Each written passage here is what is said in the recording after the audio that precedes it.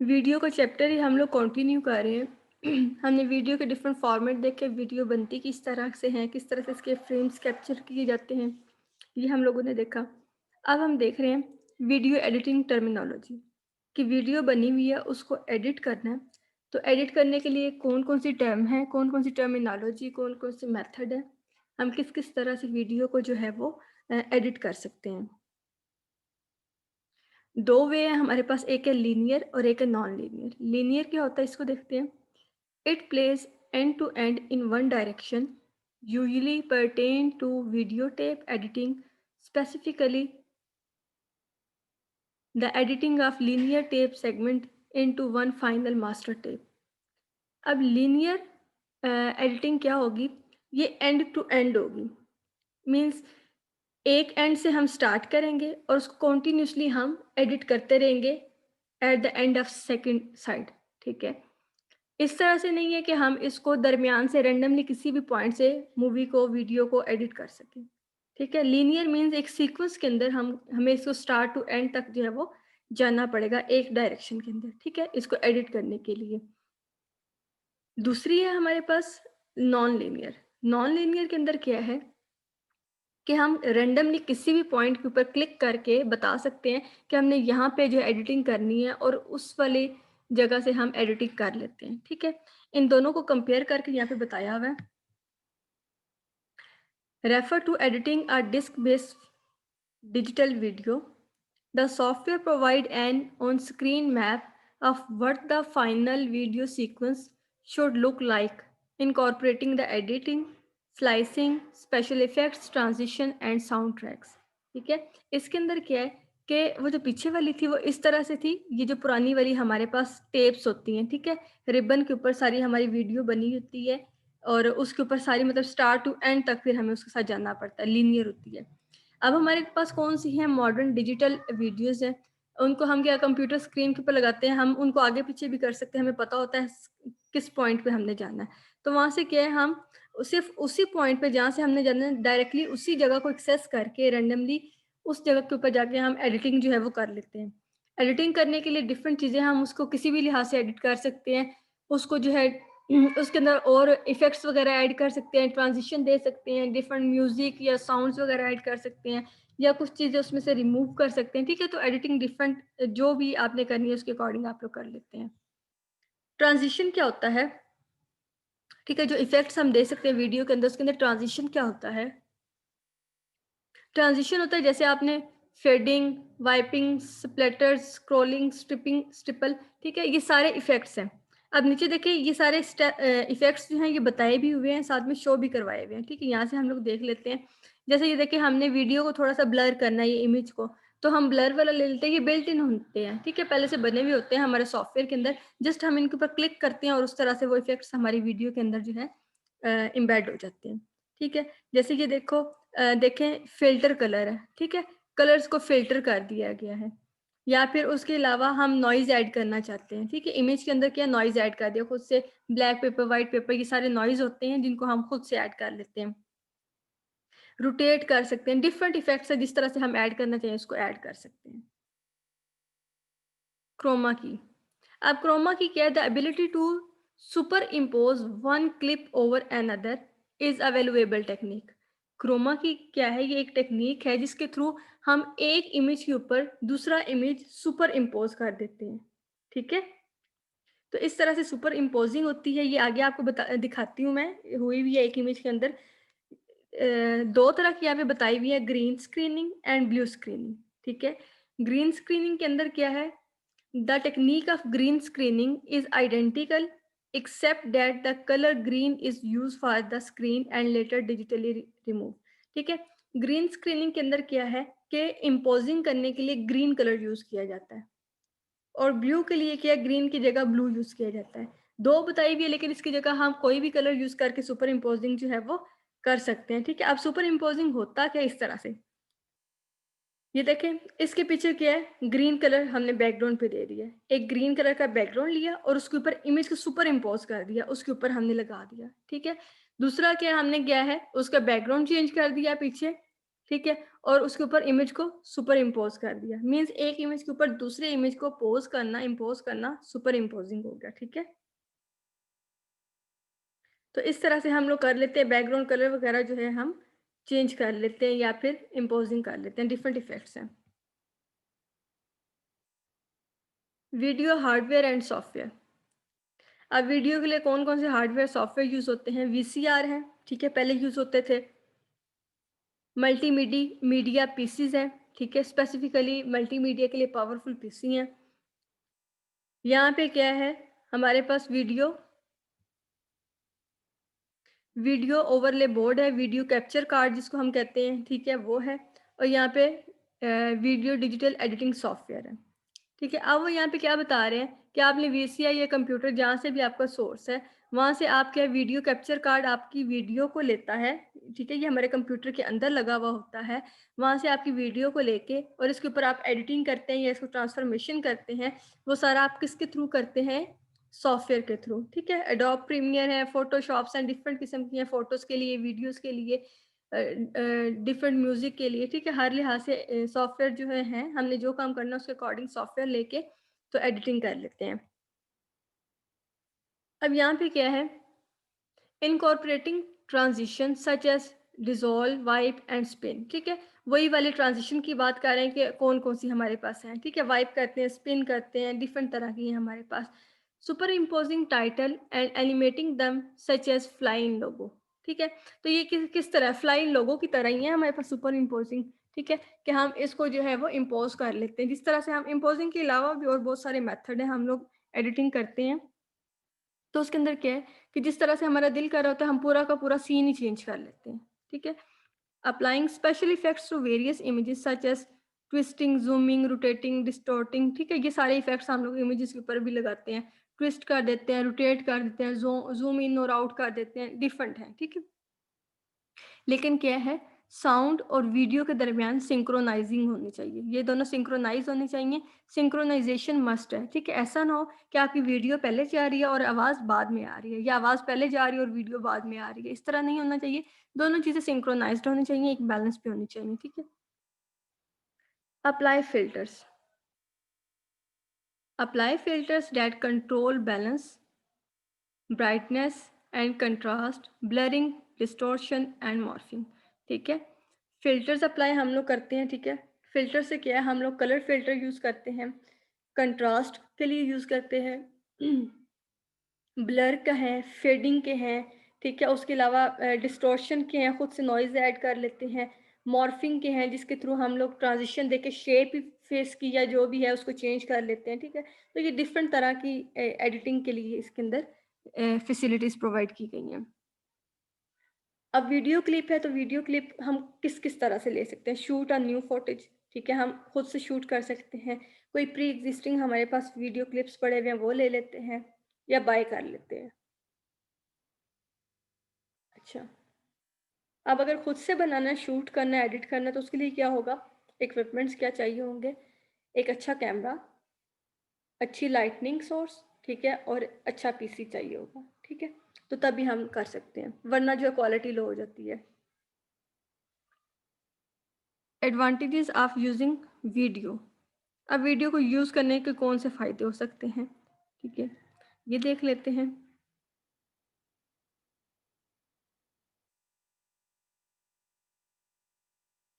Capture interest. ठीक है, कोई आप जर्नी वगैरह पे गए हैं, वहाँ पे आप कैप्चरिंग कर लेते हैं या फिर मेमोरीज वगैरह कैप्चर करने के लिए यूज़ कर लेते हैं। Increase retention. ठीक है, आप चीज़ों को रिटेन कर सकते हैं ताकि वो आपके पास पड़ी रहें, बाद में यूज़ हो सकें। Classify complex physical action and relationship. ठीक है, क्लैरिफाई। ठीक है, clarify complex physical action and relationship. उसके अलावा जो है आप लोग डिफरेंट जो है वीडियोस को पॉज़ करके, वीडियोस को स्लो मोशन में चला के, ठीक है, वो क्या करते हैं, आप उनको कैप्चर कर लेते हैं, किस-किस तरह से मूव हो रही है। ठीक है, सर्विलेंस वगैरह सिस्टम के अंदर अक्सर जो है इसी तरह से किया जाता है कि आपकी फ़िज़िकल जो बॉडी लैंग्वेज होती है उसको चेक किया जाता है, वीडियोस को स्लो-मो में चला के। ठीक है, कैन इनकॉर्पोरेट अदर मीडिया, उसके अलावा अदर मीडियाज़ में भी वीडियो यूज़ हो जाती है। अब डिसएडवांटेजेस क्या है हमारी वीडियो के? इज एक्सपेंसिव टू प्रोड्यूस, ठीक है, एक्सपेंस होता है इसको प्रोड्यूस करने के लिए। Require extensive memory and storage, videos जो है वो ज़्यादा स्टोरेज लेती हैं, ठीक है, इमेज की जगह, क्योंकि यहाँ पे जो है साउंड प्लस वीडियो दोनों चीज़ें जो है वो ऐड की गई होती हैं। स्पेशल इक्विपमेंट्स रिक्वायर करता है, ठीक है। अगर अच्छी क्वालिटी की होंगी इक्विपमेंट्स तभी आप लोग इसके ऊपर सही तरह से काम कर सकते हैं, अदरवाइज जो है फिर क्वालिटी लो हो जाती है। Does not effectively illustrate abstract concept and static situation. Next chapter है हमारे पास मेकिंग मल्टीमीडिया, ठीक है। अब इसके अंदर क्या है, इस चैप्टर के अंदर पहले तो हम सारे पिछले चैप्टर्स के अंदर मल्टीमीडिया के कंपोनेंट्स देखते आए हैं, ठीक है, कौन कौन से कंपोनेंट्स हैं मल्टीमीडिया के। अब यहाँ पे है कि मल्टीमीडिया कंपोनेंट्स पढ़ने के बाद इन कंपोनेंट्स को मिलाना किस तरह से है, या फिर इसके लिए प्रोजेक्ट के लिए टीम मेंबर्स कौन से होंगे, या कौन कौन सी स्किल रिक्वायर्ड है, ठीक है। अब कंपोनेंट्स पढ़ने के बाद आगे इसकी मर्जिंग के लिए हम लोग पढ़ेंगे कि मल्टीमीडिया किस तरह से बनाना है।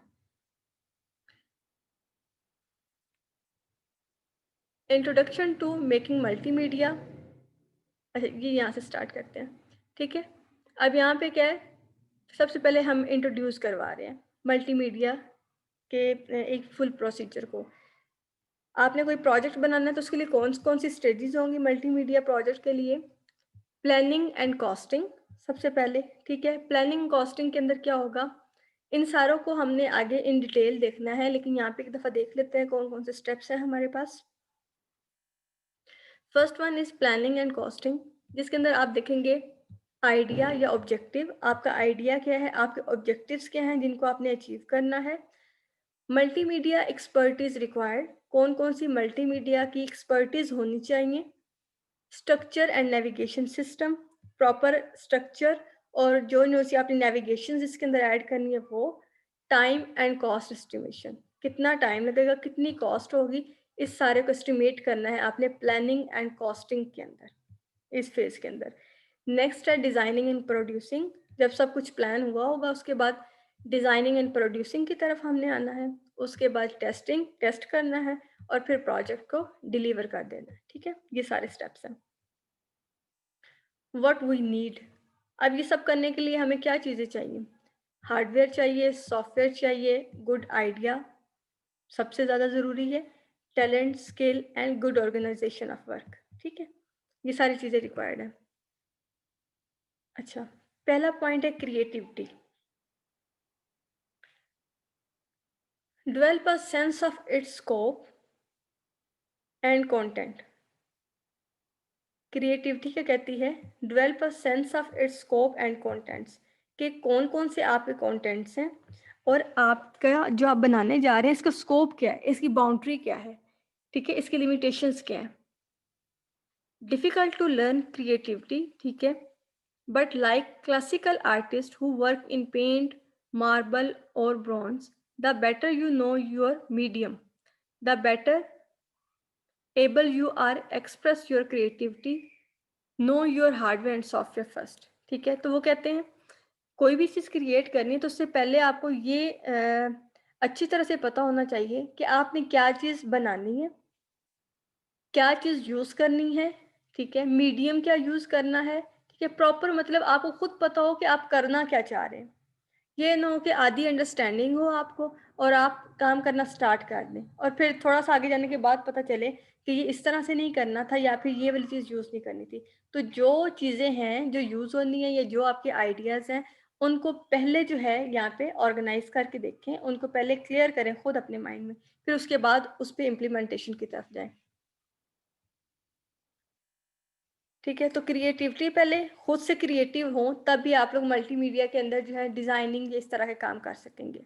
Organisation, develop an organized outline, a plan that rationally detail the skills, time, budget, tools and resources we will need for a project, ठीक है। सारी चीज़ें जो जो चीज़ें यूज़ होनी है उनको ऑर्गेनाइज करके रखें, उनकी एक आउटलाइन बना लें, एक चेक लिस्ट बना लें जिसके अंदर आपने ये सारी चीज़ें मेंशन की हों कि ये वाली स्किल रिक्वायर है, इतना टाइम होगा इस बजट के प्रोजेक्ट के लिए, इतने बजट के अंदर ये चीज़ बनेगी, ये वाले टूल्स और रिसोर्सेज या टेक्नोलॉजीज जो हैं वो यूज़ होनी है, ठीक है। हार्डवेयर, हार्डवेयर कौन सा यूज़ होगा? The two most significance platform, ठीक है, मोस्ट इंपॉर्टेंट दो प्लेटफॉर्म यूज़ हो रहे हैं, एक है मैकनटोश और दूसरा है विंडोज़ का, ठीक है। मोस्टली विंडोज़ यूज़ हो रही है हमारे पास, जो सी भी आप विंडो यूज़ कर रहे हैं। ये तो हो गए हमारे प्लेटफॉर्म, ठीक है, सॉफ्टवेयर टर्म के अंदर कि हम कौन से यूज़ कर रहे हैं, प्लेटफॉर्म। एनवायरनमेंट कौन सा होगा? पावरफुल वर्क स्टेशन, ठीक है। इसके अंदर आप वर्क स्टेशन जो सा भी सिस्टम यूज़ कर रहे हैं वो पावरफुल आपने लेना है, ठीक है। मेन फ्रेम ले रहे हैं, माइक्रो सिस्टम या स्पेसिफिक ग्राफिक्स के लिए ले रहे हैं, जो सा भी आप ले रहे हैं वो डेवलपमेंट के लिए पावरफुल हो, ठीक है। उसके अलावा जो है यहाँ पे दो बताए हुए हैं, एक एप्पल वालों का मैकनटोश बताया हुआ है, ठीक है, जो कि मल्टीमीडिया के लिए ज़्यादा सूटेबल है, ठीक है, मतलब ज़्यादा पावरफुल है। दूसरा जो है वो क्रॉस प्लेटफॉर्म जो है आपके फॉर्मेट ये हो सकता है, मतलब ये मैक और विंडोज़ दोनों को जो एक्सेप्ट करता है, ठीक है, जो मर्ज़ी इसके ऊपर चला लें। तो ये जो है आपने प्लेटफॉर्म या हार्डवेयर या सॉफ्टवेयर कौन सा लेना है, या आपने अपने लिहाज से लेने हैं, ठीक है, कि आप कौन सा आपको कैपेबल लगता है उसके अकॉर्डिंग जो है आप ले लें। Networking, a collection of computers and other hardware components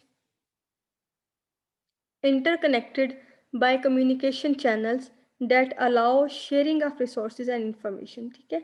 उसके अलावा नेटवर्क क्या होता है? हमारे कंप्यूटर्स या फिर नेटवर्किंग कंपोनेंट्स, पीसी हो गए, कंप्यूटर्स या फिर राउटर या फिर जो से भी आपके सारे नेटवर्क के कंपोनेंट हैं, वो क्या है, आपस में सारे इंटरकनेक्टेड होते हैं, ठीक है। और वो आपस में इंफॉर्मेशन को वहाँ पे शेयर कर रहे होते हैं, जो रिसोर्सेज हैं उनको आपस में शेयर कर रहे होते हैं, ठीक है। लैन वैन, ये आपको पता है, ठीक है। केबल और वायर्स यूज़ होती हैं, ठीक है। उसके अंदर इथरनेट आ जाता है, फाइबर ऑप्टिक, वाईफाई, ब्लूटूथ, जो सा भी कनेक्टिविटी आप लोग यूज़ कर रहे हैं, वायर है या वायरलेस है, और इंटरनेट सर्विसेज प्रोवाइडर, आईएसपीज, जो हमें जो है इंटरनेट प्रोवाइड करते हैं, ठीक है। तो ये सारी टर्म्स नेटवर्क के अंदर आ जाएंगी। The various connection methodology include, अब कनेक्शन की डिफरेंट मेथोडोलॉजी इन्होंने बताई हुई है कि आप इनमें से जो कोई भी कनेक्टर केबल्स वगैरह यूज़ कर सकते हैं, ठीक है, इंटरकनेक्टिविटी के लिए वायरली। SCSI है पहली, स्मॉल कंप्यूटर सिस्टम इंटीग्रेटेड, ठीक है। ये क्या होती है? ये भी एक कनेक्टर है जो कि इनपुट आउटपुट डिवाइसेस को कनेक्ट करने के लिए यूज़ होता है। IDE है, इंटीग्रेटेड ड्राइव इलेक्ट्रॉनिक्स हैं, या फिर EID ये भी एक होता है, इन्हेंस्ड इंटीग्रेटेड ड्राइव इलेक्ट्रॉनिक्स, ठीक है। ये भी कनेक्टर है जो कनेक्ट करने के लिए यूज़ होता है, ठीक है। USB है, ये आपको पता है, यूनिवर्सल सीरियल बस, ठीक है। ये भी हमारे पास जो है ट्रांसफॉर्मेशन के लिए होती है। फायर वायर है, साटा है, आईडी है, fibre channel, serial parallel ports, ठीक है। ये सारी भी होती है। सीरियल पोर्ट कौन सी होती है? जो eight a time single bit को ट्रांसफ़र करती है, जबकि पैरेलल कौन सी होती है? जो at the same time multiple bits को जो है वो ट्रांसफ़र कर रही होती है, ठीक है। ये टाइप्स ऑफ कनेक्शन है हमारे पास, और ट्रांसफ़र रेट इन सब के डिफरेंट हैं, ठीक है। फिर जो सा आपको कैपेबल लगे उसके अकॉर्डिंग आप उसको सिलेक्ट कर लेते हैं। अब यहाँ पे इन सबको देख लेते हैं बारी बारी। Small computer system interface, SCSI. SCSI can connect internal and external peripheral equipments and devices that conform to the SCSI standard, ठीक है। अब ये क्या है? ये हमारे इंटरनल और एक्सटर्नल जो पेरिफेरल डिवाइसेस हैं, ठीक है, सिस्टम के इंटरनली या एक्सटर्नली, उनको कनेक्ट करने के लिए यूज़ होती है। SCSI cards can be installed on the Macintosh और पीसी प्लेटफॉर्म, दोनों के ऊपर यूज़ हो जाते हैं, चाहे आप पीसी यूज़ कर रहे हैं या मैकिन्टोश यूज़ कर रहे हैं।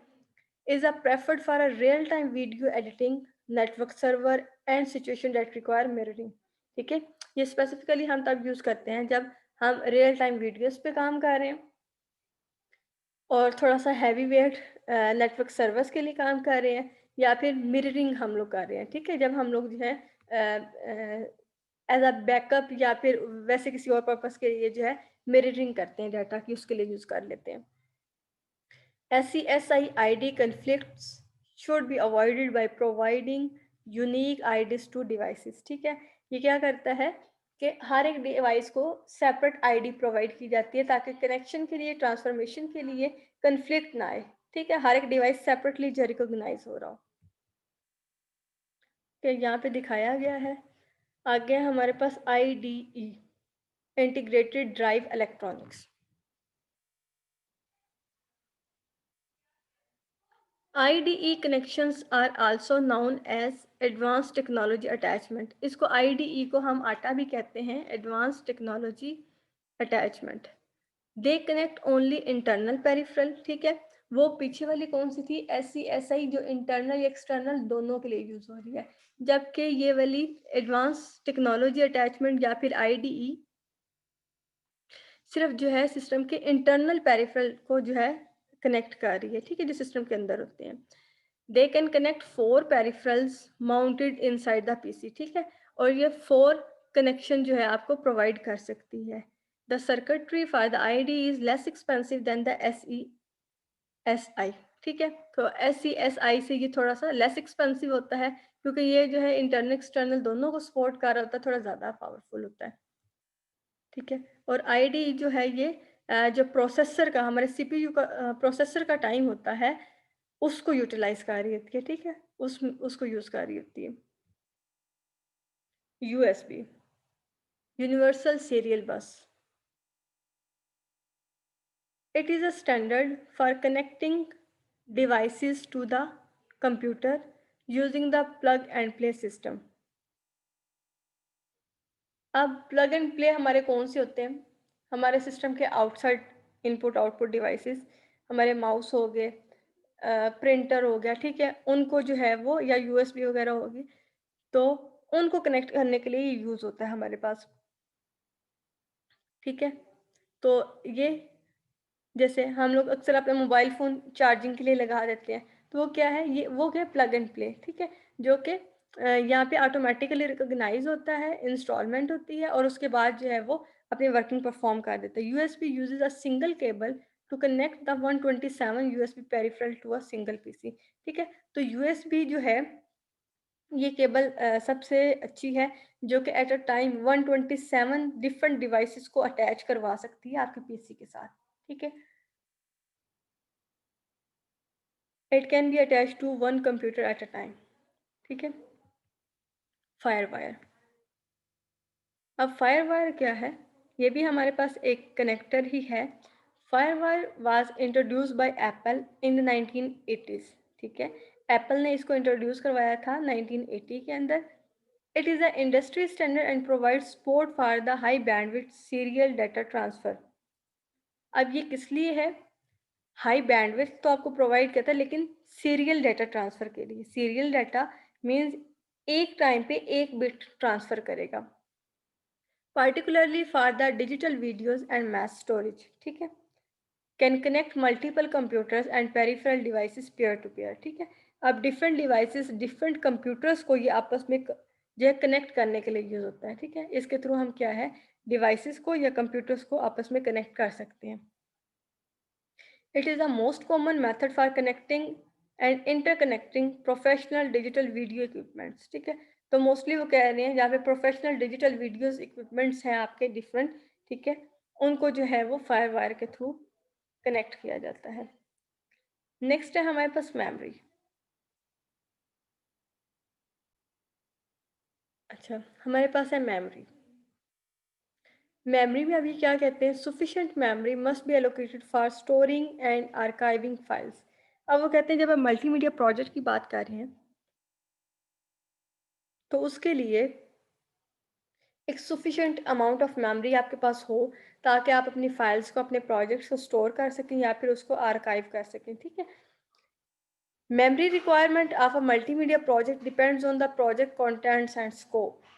ठीक है, कितनी मेमोरी लेनी है ये डिपेंड करता है कि आपका प्रोजेक्ट का साइज़ क्या है, उसका स्कोप क्या है। ठीक है, उसके अंदर कंपोनेंट्स कौन से यूज़ हो रहे हैं। बाकी मेमोरी हमें पता है कि हमारे पास मेमोरी रैम होती है, रोम होती है। ठीक है, स्टोरेज डिवाइसेस हम लोग यूज़ कर लेते हैं जिसके अंदर CD है, DVD है, ब्लू रे है। ठीक है, ये सारे हमारे पास डिवाइसेस आ जाते हैं। उसके अलावा इनपुट डिवाइसेस कौन कौन से यूज़ हो सकते हैं, allow user to enter data and commands into memory. Input devices क्या होते हैं? जिनके थ्रू हम कंप्यूटर सिस्टम के अंदर, कंप्यूटर की मेमोरी के अंदर डाटा और इंफॉर्मेशन को ट्रांसफ़र करते हैं, ठीक है, एंटर करते हैं। वो कीबोर्ड हो गया, माउस, कैमरा, माइक्रोफोन वगैरह वगैरह। अब कौन कौन सी इन्होंने बताई हुई हैं? इनपुट हो सकती हैं data, program, command, user response, किसी भी तरह की इनपुट हो सकती है, आपकी वॉइस हो सकती है, जो भी चीज़ आप कंप्यूटर के अंदर एंटर करेंगे वो आपकी इनपुट होगी, ठीक है, और जिसके थ्रू करेंगे वो इनपुट डिवाइस होगा। पहला है कीबोर्ड। कीबोर्ड क्या होता है ये हमें पता है, ठीक है, इनपुट डिवाइस है जिसके थ्रू हम इंफॉर्मेशन को भेजते हैं। अब की इसकी जो है the most common keyboard for the PC is 101 style, ठीक है, मोस्टली 101 जो कीज़ होती हैं वो वाला स्टाइल यूज़ होता है, ठीक है, कीबोर्ड का।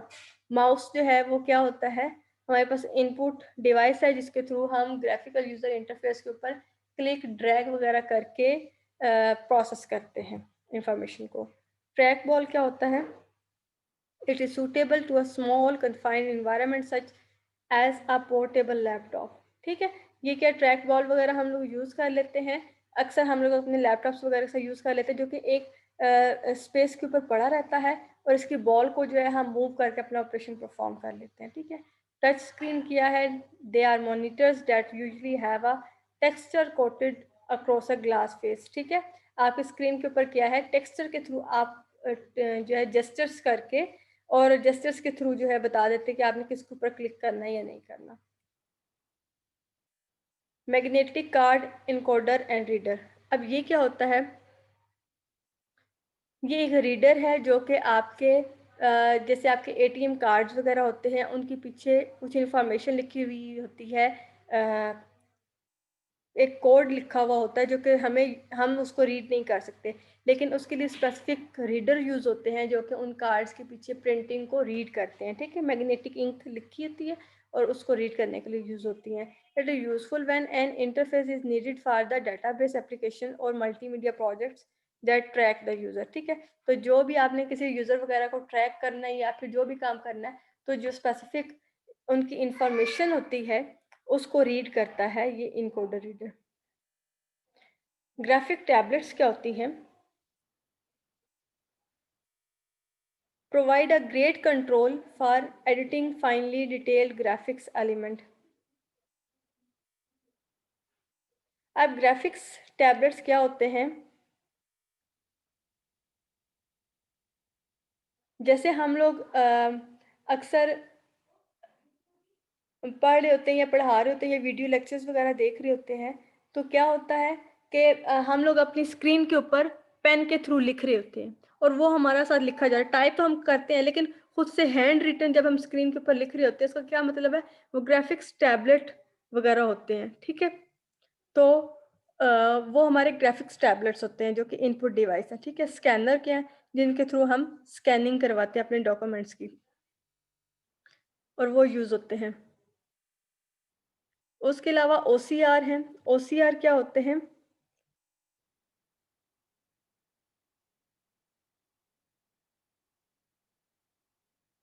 ठीक है, ओसीआर क्या होते हैं? Optical character recognition. ये क्या काम करते हैं? हमारे डॉक्यूमेंट्स को रीड करते हैं, उस टेक्स्ट को जो है वो कन्वर्ट करके हमें प्रिंटेबल फॉर्म के अंदर प्रोवाइड कर देते हैं, ठीक है, ये हमने ओसीआर पहले भी पढ़ा था, ठीक है, तो ये उस तरह से हमें जो है वो एडिटेबल फॉर्मेट के अंदर जो है हमारी फाइल को हमें दे देते हैं। इंफ्रारेड रिमोट क्या है? Is use to interact with the project with the user needs to move about, ठीक है। अब